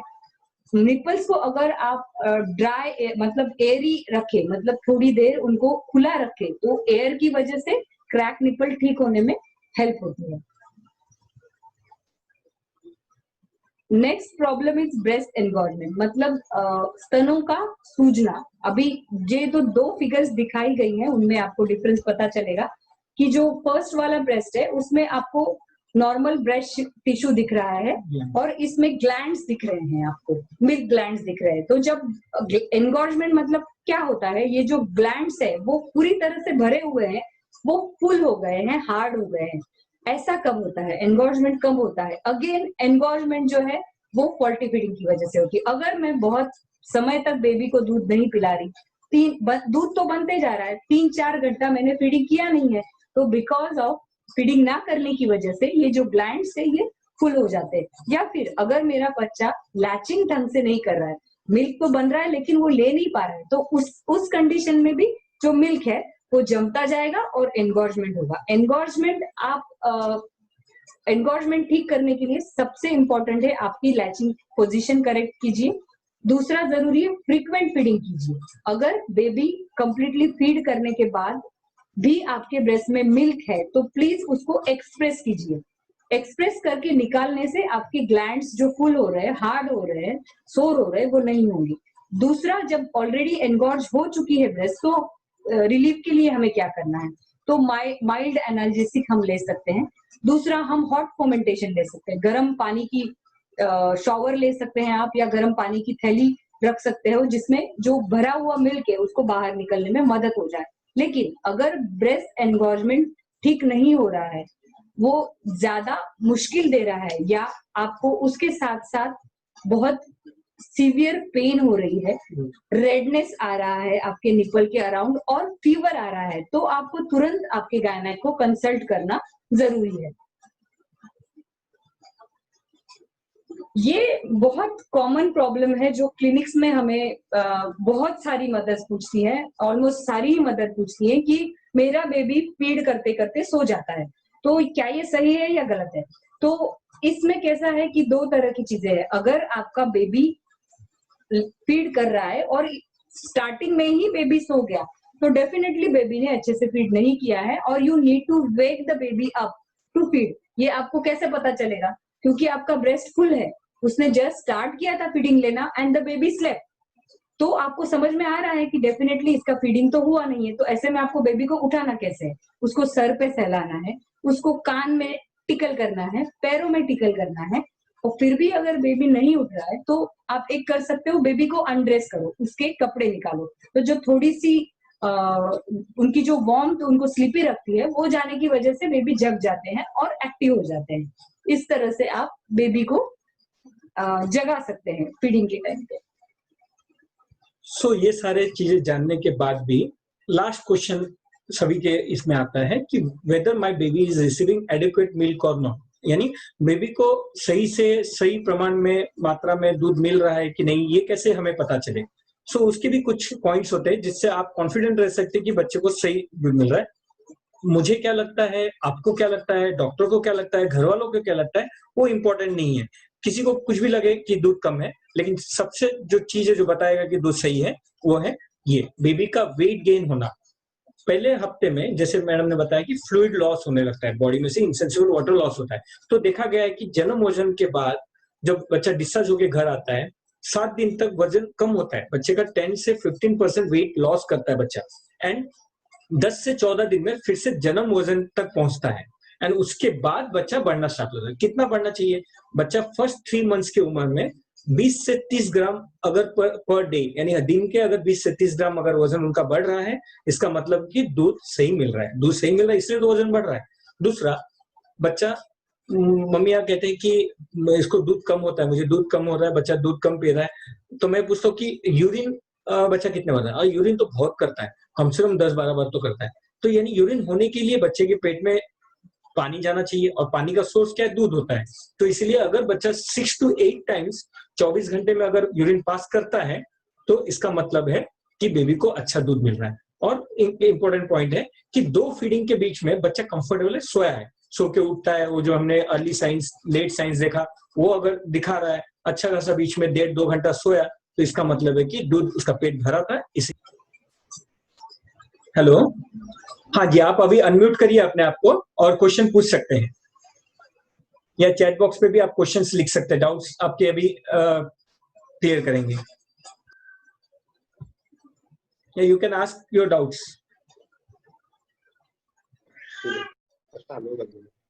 Hello sir, hello ma'am. Yeah, hi. Thank you for the session. Thank you. Thank you for the session. It's really Yeah, would you like- wonderful. Yeah. Definitely, it's very helpful for us. And my question is, actually मेरा baby का as 2 months old है, Yeah. और मैं उसको गोद में लेके feed कर रही हूँ। मतलब कब से उसको मैं मेरे साइड में सुला के फीडिंग स्टार्ट कर सकती हूँ? Good question. जैसे मैडम ने आपको कुछ पोजीशंस बताए, सबसे पहले आपका कंफर्ट पोजीशन लेना जरूरी है। अगर आपको लग रहा है कि आप बैठ के पिलाने पर आपको स्ट्रेस ज्यादा हो रहा है, तो आप जब तक अवेक स्टेट में है, आप सुला के भी दूध पिला सकते हैं। बस अगर आपको नींद आ रही हो तो बेबी ब्रेस्ट से लगा हुआ है और आप सो गए, ये नहीं होना चाहिए। आप जब तक जगी हो, आप आराम से हर बार भी दूध लेट के पिला सकते हो। ये उम्र में भी 2 months में भी आप पिला सकते हैं लेट के, कोई प्रॉब्लम नहीं है। इवन हम न्यूबॉर्न अभी इमीडिएट बर्थ के बाद भी बहुत बार मदर्स को अगर कुछ कंडीशन है और उसको लाइंग डाउन में ही रहना जरूरी है, तो वैसे टाइम पे भी बेबी को साइड में रख के फीडिंग किया जाता है। तो the age is not a issue while feeding in lying down. Okay, इसके वजह से उसको नेसल प्रॉब्लम्स नहीं होगा ना? नहीं, बिल्कुल नहीं होता। ये एक मिथ है, मिथ होता है कि नेजल प्रॉब्लम्स होता है, ईयर प्रॉब्लम्स होता है। इनफैक्ट अगर आप पूछे ना 15 years बैक, इवन हम डॉक्टर्स भी कुछ कहते थे, लेकिन और जैसे रिसर्च हुए और देखा गया कि ईयर इन्फेक्शन के साथ कुछ लेना देना नहीं है लाइंग डाउन पोजीशन में दूध पिलाना। उसका रीजन अलग होता है कि उनका यूस्टेशन ट्यूब एक होता है नाक और कान के बीच का, वो स्ट्रेट होता है, उसकी वजह से न्यूबॉर्न बेबीज में या छोटे बेबीज में ईयर इन्फेक्शन होने का चांस होता है। उसमें फीडिंग का कोई इश्यू नहीं होता है। बॉटल फीडिंग में एक्चुअली ईयर इन्फेक्शन ज्यादा होते हैं। अगर आप बॉटल से फीड कर रहे हो तो ईयर इन्फेक्शन का चांस ज्यादा होता है। Okay. And Thank secondly you. जो And one more आपने सेकेंडली आप इसी क्वेश्चन के रिलेशन में आपने नेजल प्रॉब्लम बताया, जो 2 कॉमन प्रैक्टिसेस होते हैं, और हम जाके एलर्जी के पेशेंट्स यानी बच्चे में एलर्जी कम उम्र में जो डेवलप होने के रीजन हम देखते हैं। कुछ चीजें हैं जो हम आउट ऑफ द टॉपिक है, लेकिन हम डिस्कस कर लेते हैं यहीं पे। एक जो हम हमारे इंडिया में टेल्कम पाउडर यूज करने का एक कंसेप्ट है। सो टेल्कम जॉनसन हो या हिमालय, कोई भी talcum powder is medically not recommended. तो क्या करते हैं, और पफ यूज करते हैं। तो जब पफ ऐसे यूज करते हैं तो पार्टिकल्स उड़ते हैं, और बेबी जब ब्रीदिंग कर रहा है वो पार्टिकल्स उनके लंग्स में जाता है, और वो एलर्जेंस आगे जाके ट्रिगर्स और एलर्जेंस इरिटेंट्स का काम करते हैं, और उनका फिर वो स्नोरिंग होना और ये सब प्रॉब्लम्स होता है आगे जाके। सेकेंड, एलर्जी के तरफ एक हम कहते हैं कोकोनट ऑयल मसाज या olive oil massage is good, लेकिन कभी कभी मलाई से मसाज किया जाता है या बेसन से किया जाता है, उसके हम अगेंस्ट है। हम वो करने से देखा गया है कि आगे जाके गाय के दूध का एलर्जी, या कुछ दाल, मूंग दाल हो या मसूर की दाल हो, या कोई भी दाल की तरफ एलर्जी होने के चांसेस बढ़ते हैं। Okay. Thank you so much. And Yeah. one more question I have. Yeah. Actually, जब बेबी को हिकअप्स होते हैं और उस टाइम पे वो रो रहा है, तो मतलब उसको फीड करना है उस टाइम पे या नहीं करना है? हमने आपको थैंक यू बोलना चाहिए। आप बहुत अच्छे क्वेश्चंस रेज कर रहे हैं, very practical and very common questions we get this. See, hiccups आना और स्नीजिंग होना ये बहुत कॉमन और नॉर्मल चीजें होती है बेबी में, और बेबी बहुत बार ना ऐसा अंगड़ाया लेता है तो भी पेरेंट्स कंसर्न होते हैं कि इसके शायद पेट में दर्द है या कहीं दर्द हो रहा है या बच्चा इस तरह अंगड़ाया ले रहा है। सो ये चीजें नॉर्मल है। रही बात रोते हुए, रोते हुए बच्चे को दूध पिलाना, तो हमने देखा कि रोते हुए बच्चे का कारण क्या है, यानी हम वो बेबी लेट वो साइन था, यानी उसका शुगर लेवल डाउन हो चुका है, वो एक रीजन होता है रो रहा है, तो उसमें बच्चे को काम करके फिर दूध पिलाना है। हिकअप्स के समय दूध पिलाने में कोई प्रॉब्लम नहीं है, आप पिला सकते हैं हिकअप्स के। Okay okay okay, thank you sir, thank you ma'am, thank you ma'am, thank you so much. आप हम और क्वेश्चन ले रहे हैं, आपके दिमाग में और कुछ क्वेश्चन आए तो पक्का पूछिए, वी कैन कंटिन्यू है। या आप लोग क्वेश्चन ले तब तक कुछ चैट बॉक्स में कुछ क्वेश्चंस आए हैं, तब तक हम चैट बॉक्स के क्वेश्चन में पढ़ के आपको बताता हूँ। एक ने कहा है कि how often should the feeding bottles be sterilised, यानी ये एक माँ है जिन्हें ऊपर का दूध देना पड़ रहा है। वी वेलकम ऐसे मदर्स को भी हमने बुलाया है, क्योंकि उन्हें भी जानना जरूरी है ब्रेस्ट फीडिंग कैसा होता है।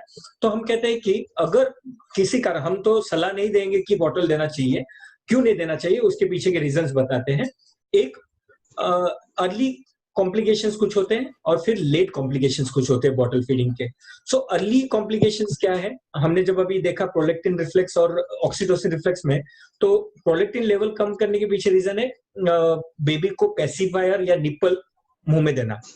और क्या होता है, निप्पल कंफ्यूजन करके एक कंसेप्ट है। निप्पल कंफ्यूजन यानी माँ के दूध को आपने देखा, वीडियो में देखा, इमेजेस में देखा, बहुत एफर्ट लगता है उसको, बेबी को बहुत एफर्ट देना पड़ता है दूध सक करने में, जबकि बॉटल को आप उल्टा करो तो दूध टपकने लगता है, यानी बच्चे को इजी जाता है। सो हम आलसी हैं, हमें तो हमारे बच्चे भी आलसी होते हैं, तो वो भी देखने लगते हैं कि ये जो बॉटल का निप्पल है ये अच्छा निप्पल है और मदर का निप्पल अच्छा नहीं है। सो माँ को दूध होते हुए भी बेबी माँ का दूध लेता नहीं है, क्योंकि उसे वो निप्पल पसंद नहीं है।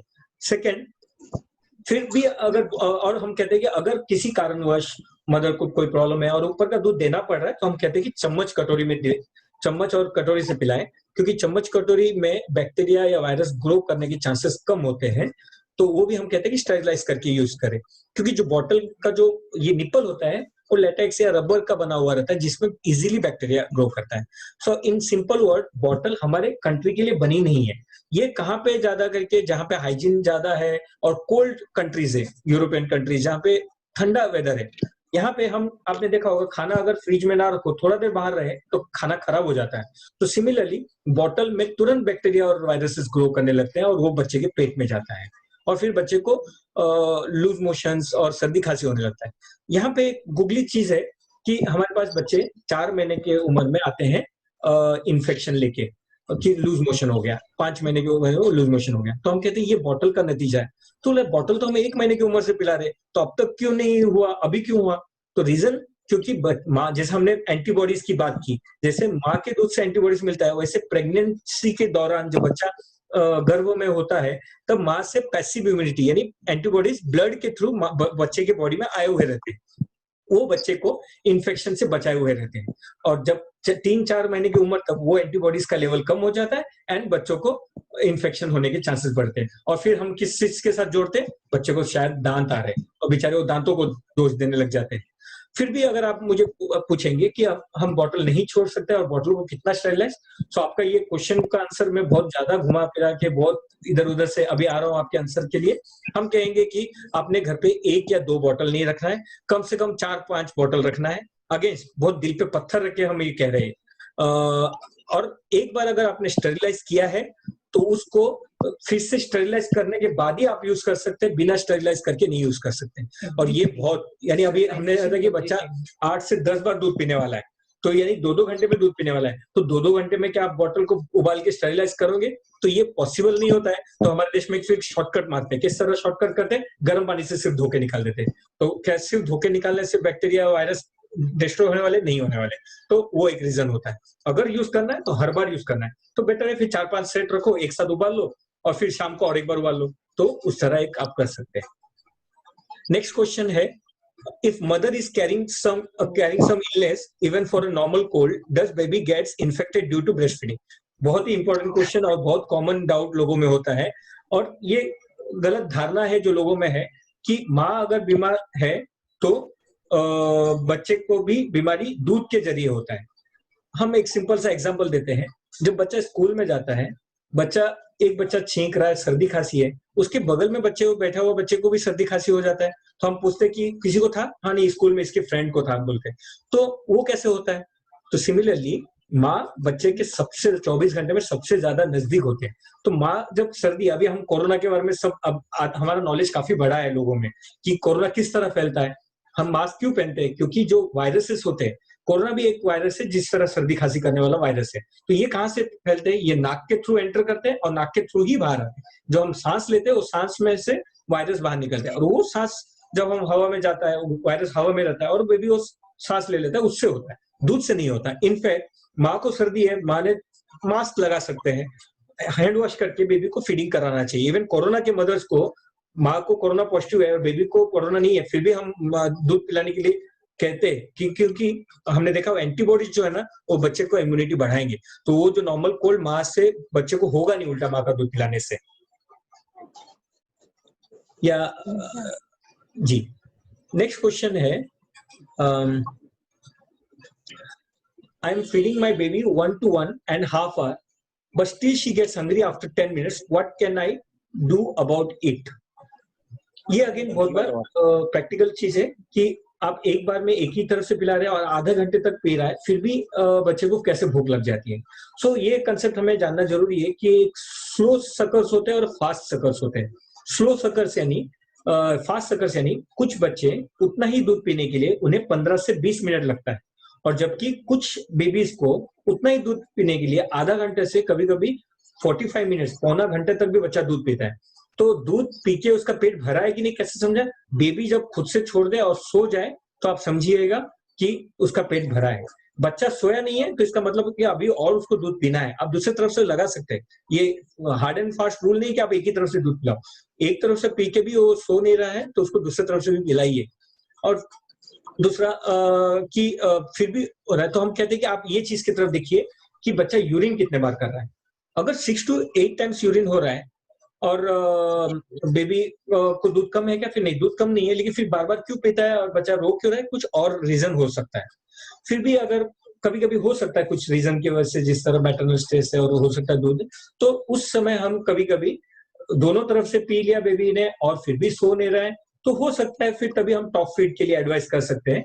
तो यहाँ पे हम एक कंसेप्ट है कि माँ बोलते हैं कि हम 3 बार अपना दूध देते हैं और 3 बार ऊपर का दूध देते हैं। हम कहते हैं कि ऐसा ना करें। ऐसा कभी नहीं होगा कि माँ को एक बार दूध होता है और एक बार दूध नहीं होता, इस तरह नहीं होगा। हर 2 घंटे में मिल्क प्रोडक्शन होने लग जाता है, तो हर बार अपना ही ट्रायल दे तो उससे देंगे। और फिर भी अगर लग रहा है कि नहीं हो रहा है तो ऊपर का दूध का ट्रायल दे सकते हो। मैडम आप कुछ बताएंगे इसमें? हाँ, इसका एज क्या है बेबी का? I just want to ask you. ये जो क्वेश्चन है बेबी, माइक ऑफ करके इससे बताएंगे कि बेबी का उम्र क्या है, एज क्या है? हेलो, हाँ, ये बात मैं इसलिए पूछ रही हूँ आपको क्योंकि जब बेबी स्मॉल होता है 1.5 मंथ के, हाँ 1.5 मंथ, तो Yes. 1.5 मंथ के लिए आपका 1.5 आवर फ्रीक्वेंसी में फीड करना नॉर्मल है। बहुत बार ऐसा होता है, आपके इस पे बेबी का वेट और बेबी का एज, ये दोनों चीजें हम देखते हैं।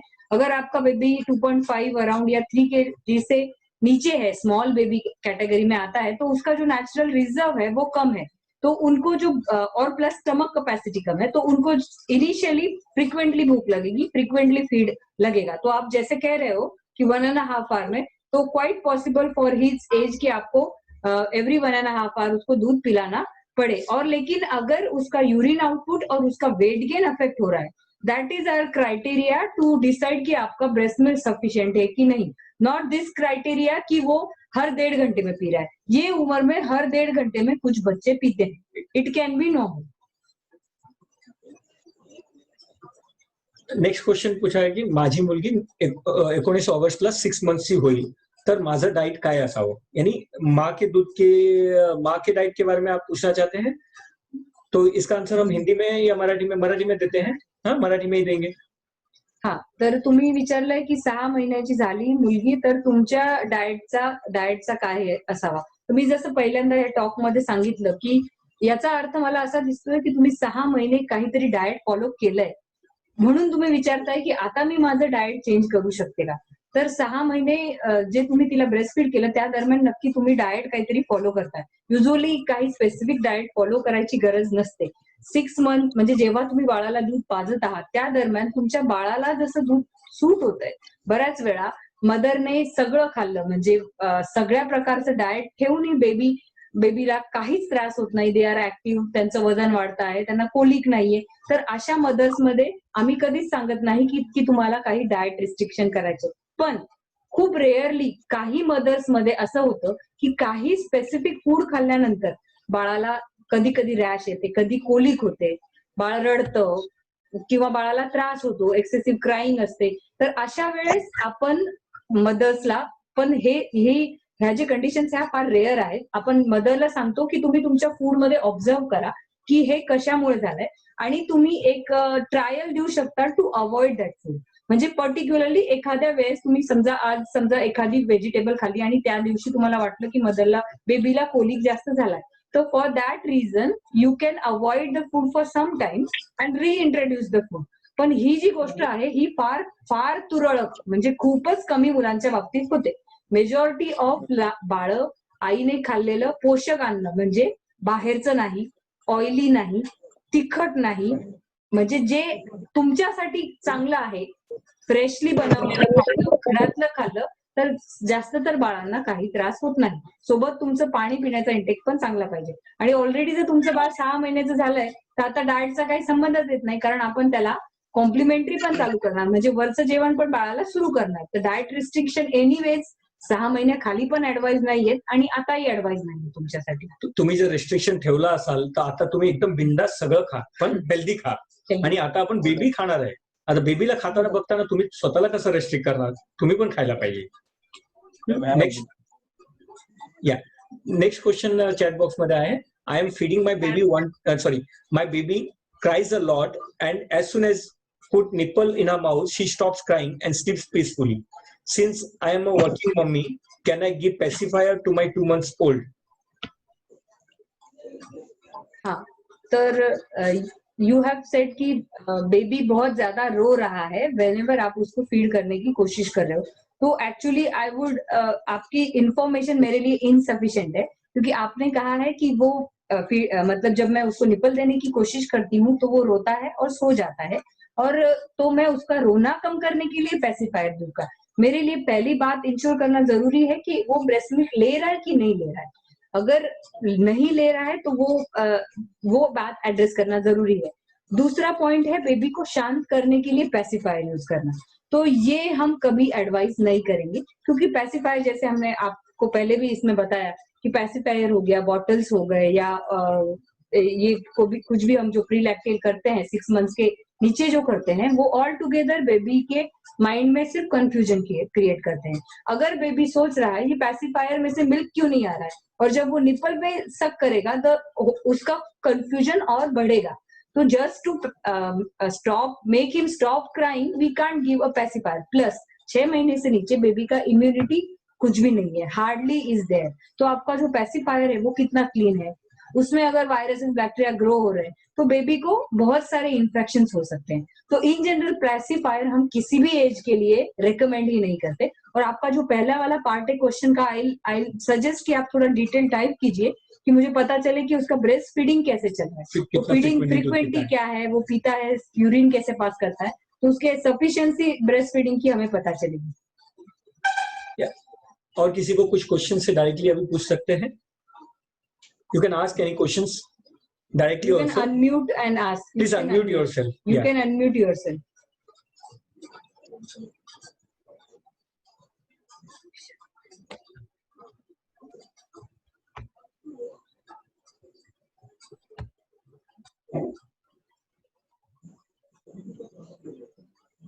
So there are two possibilities. If we don't get questions, that means we will feel that कि हमने बहुत अच्छे से हमने आपको समझा दिया, इसलिए कोई डाउट नहीं रहा, या कुछ हेजिटेशन है डाउट पूछने में. We are like a family. Doctor, मेरे एक क्वेश्चन था. वेलकम. कि ओके, कि अगर हम लोग ये करते हैं, कोल्ड का कुछ खाते हैं मदर, तो वो बच्चे को पास ऑन होता है ब्रेस्ट मिल्क के थ्रू, ऐसा ये मिथ है या सही है? राइट, ये मिथ है. जैसे मैडम ने आपको जब मैटरनल केयर बताया कि बैलेंस एंड न्यूट्रिशियस डाइट माँ के लिए होना चाहिए. अगर कोल्ड फूड खाएंगे और मदर को इन्फेक्शन हुआ तो जैसे कहा कि 24 घंटे में बेबी मदर के साथ 24 घंटे में सबसे मैक्सिमम टाइम मदर के साथ रहता है। तो एक को हुआ घर पे तो दूसरे को बीमारी होती है, एक को सर्दी खांसी हुआ तो दूसरे को हो सकता है। तो सबसे पहले कौन अफेक्ट होगा? तो बेबी अफेक्ट होगा। ये not because of breast feeding, आपके कॉन्टेक्ट में रहने की वजह से। सो आपने कोल्ड खाया, आपको थ्रोट में प्रॉब्लम हुआ, आपको सर्दी खांसी हुआ, सो बेबी को आपका वायरस हवा से मिलेगा, ब्रेस्ट मिल्क से नहीं मिलेगा। सो ये मिथ है। Okay okay, so like buttermilk, yoghurt वो खा सकते हैं या नहीं खा सकते हैं? मतलब फिश का तो नहीं, बट नॉर्मल। जी या तो दो कंसेप्ट है। हम कहते हैं कि जो कोल्ड खाना यानी क्या? कोल्ड खाना यानी ठंडा ठंडा खाना, या कुछ फूड प्रोडक्ट्स कोल्ड होते हैं। जैसे बनाना एक पकड़ते हैं, बनाना के बारे में काफी मिथ्स है। सो बनाना अगर खाने से बच्चा हो या एडल्ट हो, किसी को कुछ तकलीफ नहीं होता है तो उसने खाना चाहिए।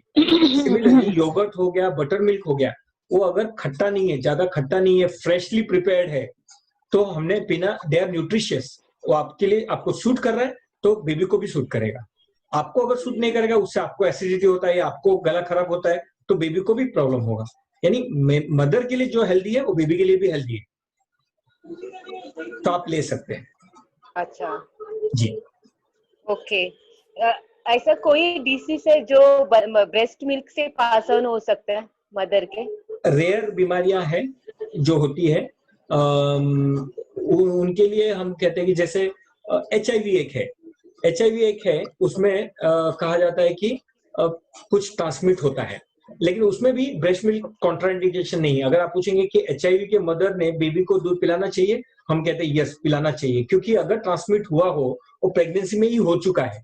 सेकेंडली, फिर क्यों ब्रेस्ट मिल्क पिलाना चाहिए? और वायरस आएंगे क्या? वायरस आएंगे, लेकिन साथ में एंटीबॉडीज आएंगे, माँ के अंदर जो एंटीबॉडीज वो आएंगे। और आप जानते होंगे कि HIV में सबसे प्रॉब्लम, बड़ी बीमारी, HIV से किसी की डेथ नहीं होती है, HIV में इम्यूनिटी कम हो जाती है, और TB जैसी बीमारी और अलग अलग बीमारियां जो नॉर्मली किसी को होगा नहीं, HIV के इंसान को होगा और उसकी डेथ होती है। तो एक्सक्लूसिव मदर्स मिल्क देने से बेबी का इम्यूनिटी मेंटेन रहता है और बाकी बीमारियां नहीं होती है। सो अपना भी दूध दे रहे हैं और टॉप मिल्क भी दे रहे हैं, तो इन्फेक्शन बढ़ेगा। ऑलरेडी HIV के वायरस बच्चे के बॉडी में है, तो इसलिए वो एक बीमारी है।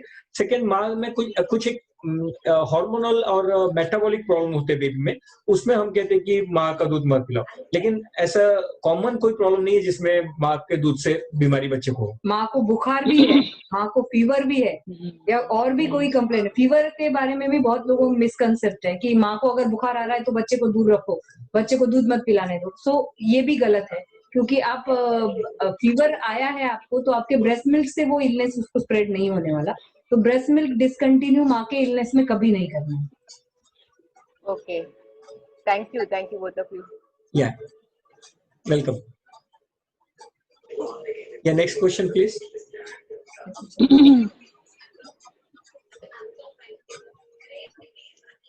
क्या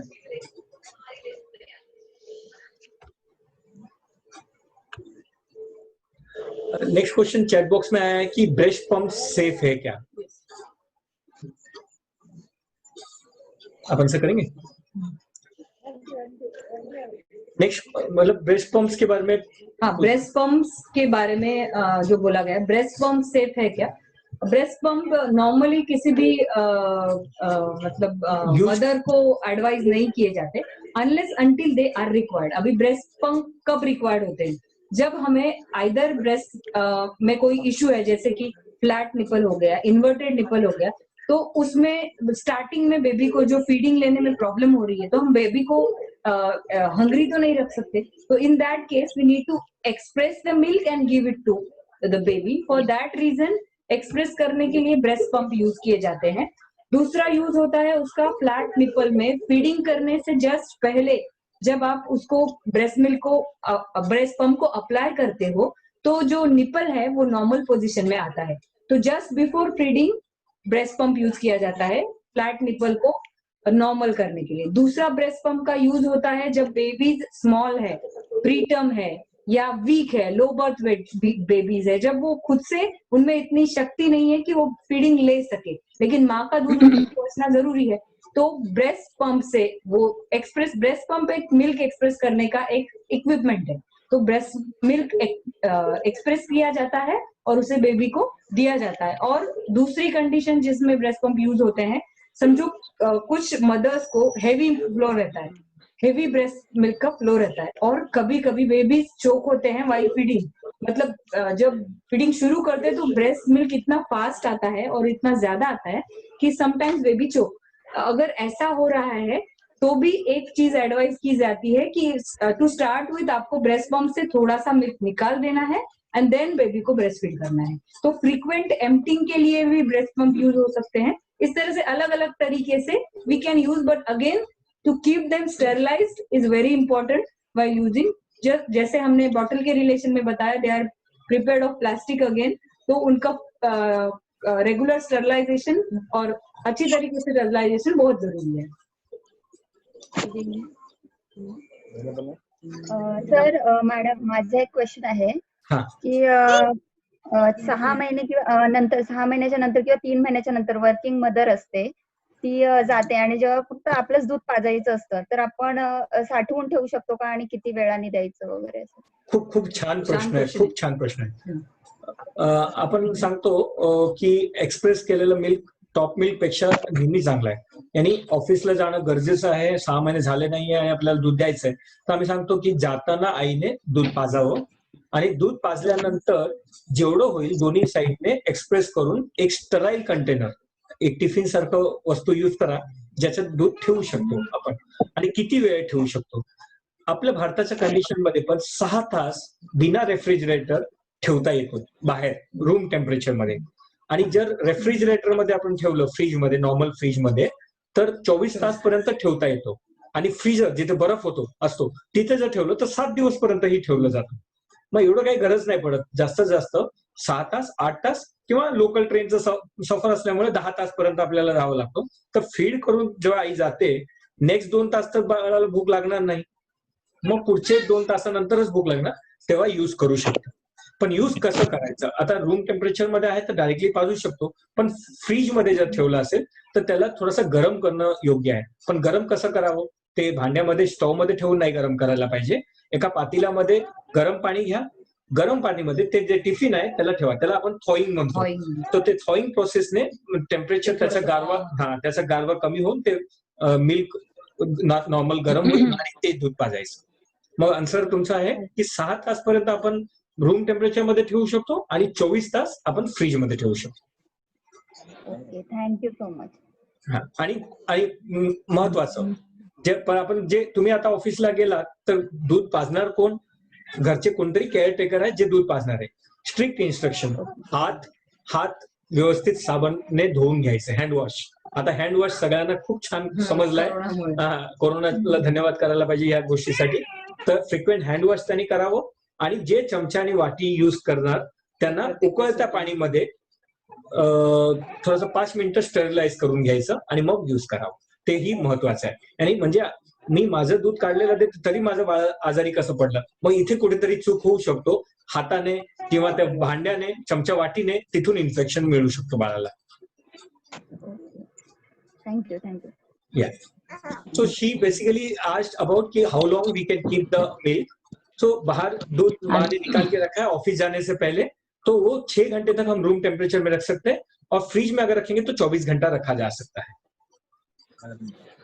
नेक्स्ट क्वेश्चन प्लीज.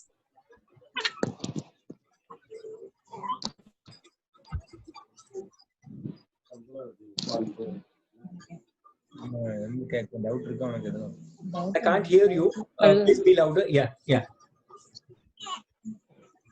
हाँ पूछिए.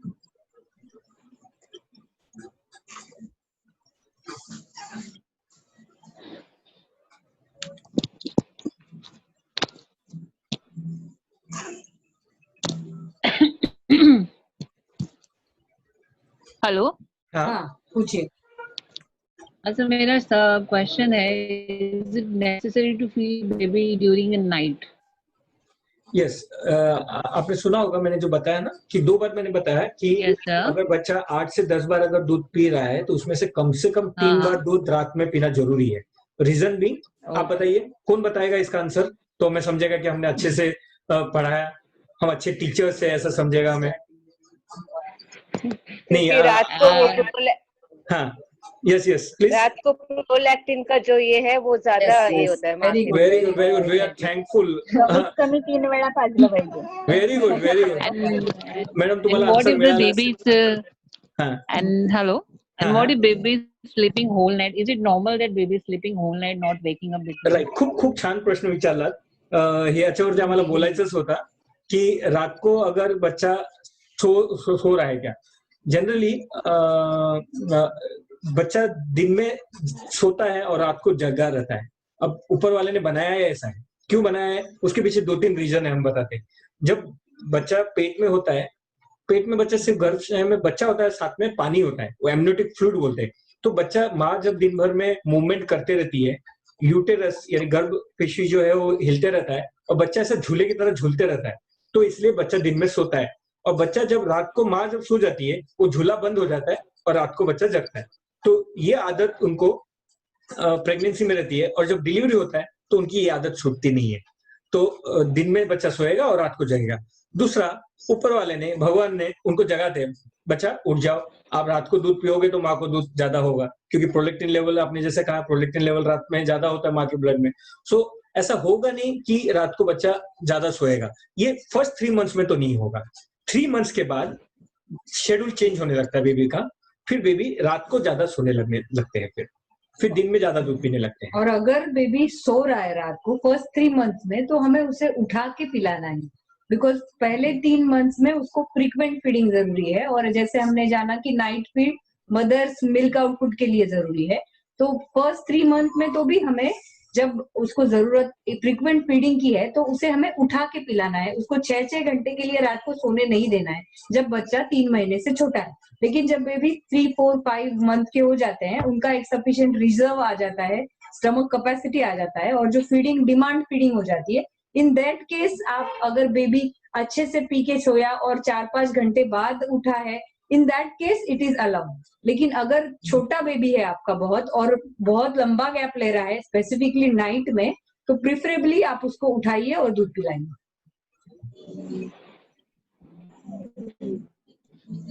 And one more question is there, sir. Hello. If mother is suffering from some serious issues such as in cancer or anything, she can feed her baby? क्या अगर जैसे हमने सर ने भी बताया आपको, कुछ जो चीजें होती है, कुछ बीमारियां होती है, अगर कैंसर भी एक वेग टर्म है, अब कैंसर के बहुत सारे टाइप है, बहुत सारे स्टेजेस है, लेकिन अगर आपकी जो मदर है जो कोई ट्रीटमेंट में जा रही है, उसको कोई स्पेसिफिक ट्रीटमेंट चल रहा है, so that all depend on what type of treatment is going on, what type of medications are going on, but definitely anti-cancerous treatment में breast feeding suggested नहीं है, advised नहीं है।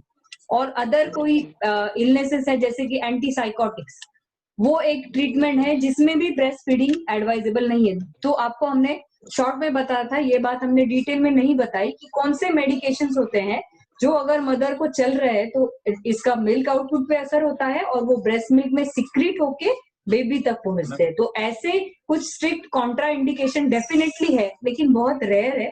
तो वो केस वाइज होता है, जैसे उस मदर की इलनेस है उस पर डिपेंड करता है। जैसे कि किसी को टाइफाइड है तो उसको जरूरी नहीं है दूध बंद करना, किसी को फ्लू है उसको जरूरी नहीं दूध बंद करना, लेकिन किसी को एंटीसाइकोटिक्स चल रहा है, एंटी कैंसरस चल रहा है, रेडियोथेरेपी चल रहा है, so it is a different thing all together. So the treating doctor को आपको इस बारे में संपूर्ण जानकारी देनी है और उनकी सलाह लेनी है ऐसे ही।